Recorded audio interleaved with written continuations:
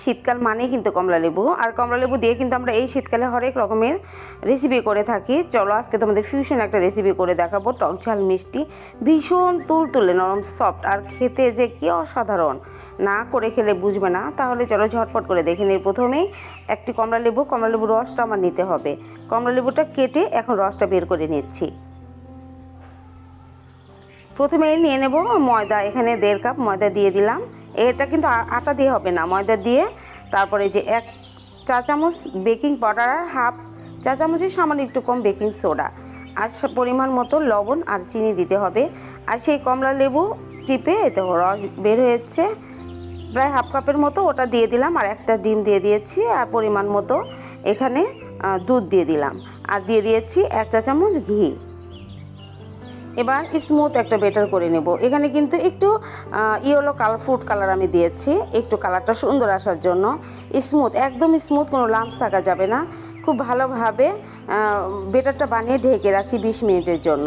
এবার দেখো এই যে ভিতরকার পুরটা বানিয়ে নেব। এখানে 1 চামচ ঘি আর 1 টেবিল চামচ সয়াবিন তেল দিয়ে তার সাথে হাফ কাপ পেঁয়াজ কুচি আর কাঁচামরিচ কুচি হালকাভাবে ভেজে নিতে হবে। এটা কিন্তু ব্রাউন করা যাবে না, ব্রাউন করলে কিন্তু পুরটা ভালো হবে না। আর এখানে টমেটো দিয়ে দিয়েছি, ছোট একটা টমেটো কুচি করে কেটে রেখেছিলাম, এটা পেঁয়াজের সাথে ঘির সাথে ভেজে নিচ্ছি। খুব সুন্দর একটা এইটা আমি কিন্তু স্মেল বের হবে ঘির জন্য। আর খুব সামান্য একদম 1 পিঞ্চ পরিমাণ হলুদের গুঁড়া দিয়ে দিলাম। হলুদের গুঁড়া কিন্তু বেশি দেওয়া যাবে না। আর এখানে আদার গুঁড়া দিয়ে দিয়েছি আর ভাজা জিরার গুঁড়া খুব সামান্য করে, লবণ দিয়ে দিলাম, আর রসুন বাটা দিয়ে দিলাম হাফ চা চামচ।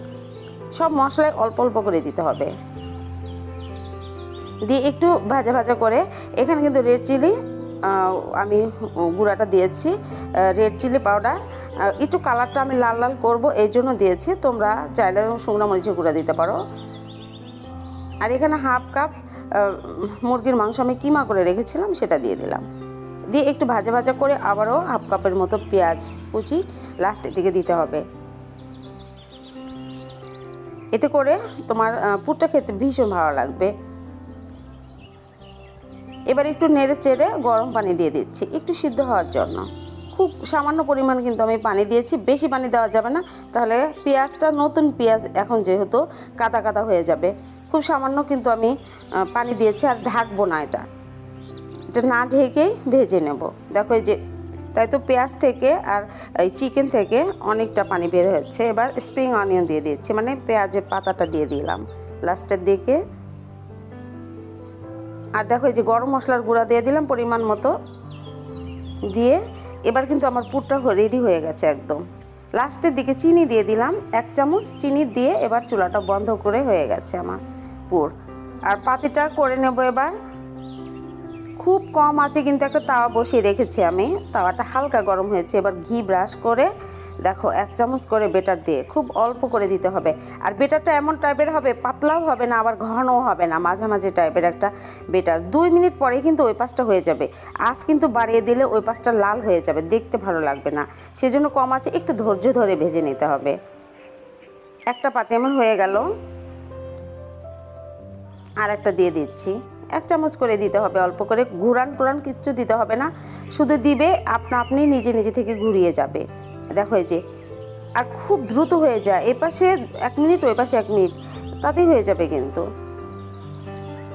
সবগুলো পাতি ভেজে এবার দেখো পুরটা ভিতরে দিয়ে আটকে দিচ্ছি, একটা কাঠি দিয়ে আটকে, একটা কমলার কোয়া দিয়ে দেখো ওই যে ডেকোরেশন করলাম। দেখতে কি যে সুন্দর লাগে, আর খেতে অসম্ভব মজা হয়। নতুন এই রেসিপি, ফিউশন একটা রেসিপি, বাচ্চাদের করে খাওয়াবে, সবাই দেখো অনেক বেশি খুশি হয়ে যাবে যে কমলা লেবু দিয়ে এত সুন্দর একটা রেসিপি করা যায়। ভীষণ হেলদি টেস্টি একটা রেসিপি, আশা করছি তোমাদের ভালো লাগবে। আর এই নতুন নতুন রেসিপি পেতে আমার পেজটাকে ফলো করবে, ইউটিউব চ্যানেলটাকে সাবস্ক্রাইব করবে। যখনই আমার নতুন নতুন রেসিপি আসুক না কেন, তার নোটিফিকেশন তোমরা সঙ্গে সঙ্গে পেয়ে যাবে।